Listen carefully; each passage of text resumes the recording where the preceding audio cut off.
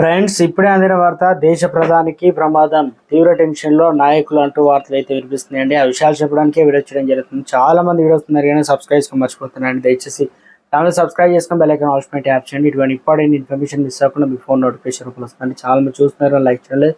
దయచేసి లైక్ చేయండి. ఇన్ఫర్మేషన్ అందరికీ కూడా రీచ్ చేసిన వారు అవుతాం. మనం 2024 సార్వత్రిక ఎన్నికల్లో బీజేపీ 36.6% ఓటు సాధించింది. అయితే 2019లో నమోదైన ఓటు శాతం పోలిస్తే తగ్గింది. గత ఎన్నికల్లో 37.3% ఓట్లు పోలాయి, అయితే తగ్గింది. 0.7% మాత్రమే అయినా సీట్ల పరంగా మాత్రం భారీగా ఆ పార్టీకి గండిపడింది. ఏకంగా 303 నుంచి 240 స్థానాలకు బీజేపీ పడిపోయింది. మొత్తం 63 స్థానాలు అయితే తగ్గాయి. మరోవైపు కాంగ్రెస్ పరిస్థితి మాత్రం ఇందుకు పూర్తిగా భిన్నంగా ఉంది. గత ఎన్నికల్లో 19.5% ఓట్లు సాధించిన పార్టీ ఈసారి 21.2% ఓట్లను కైవసం చేసుకుని 1.7% ఓట్లు పెంచుకుంది. ఇక సీట్లు మాత్రం దాదాపు రెండింతలు 52 నుంచి 99కి ఎగబాకాయి.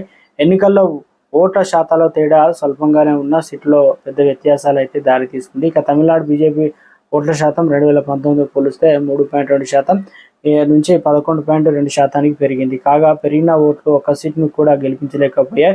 బీహార్లో 23.6% నుంచి 20.5%కి కుంగడం కమలదళానికి 5 సీట్లు గండికొట్టాయి. బెంగాల్లో బీజేపీ 1.6% ఓట్లు తగ్గగా 6 సీట్లలో కోల్పోవాల్సి అయితే పరిస్థితి వచ్చింది. ఇక మొత్తానికి మ్యాజిక్ ఫిగర్ అయితే 270 చిల్లర అయితే ఉండాలి. సో అందుకని చెప్పేసి ప్రస్తుతానికి ఈ ఓట్ల అంటే శాతం తగ్గడంతో గణనీయంగా రెండు పార్టీలు, ఇటు తెలుగుదేశం పార్టీ నుంచి టీడీపీ, ఇక మరొక పార్టీ నుంచి ఇండియా కూటమిగా ఏర్పడ్డాయి. దీంతో కీలక పదవులు వారు ఆశించే ప్రయత్నం అయితే చేయబోతున్నారట. మొత్తానికి ఊహించని ప్రమాదమే.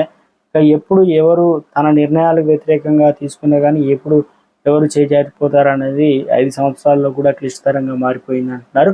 ఇక మరోవైపు ఇండియా కూటమి కూడా మంచి ఆఫర్స్ ఇస్తున్నాయి అంటూ ఈ రకంగా అయితే వార్తలు అయితే కథనాలు అయితే వస్తున్నాయండి. 5 ఏళ్ల పాలన, మరి రాబోయే 5 ఏళ్ల పాలన ఏ రకంగా ఉండబోతుందో దేశంలో సంచలనంగా మారబోతుంది అంటున్నారు. వేచి చూడాలి మరి.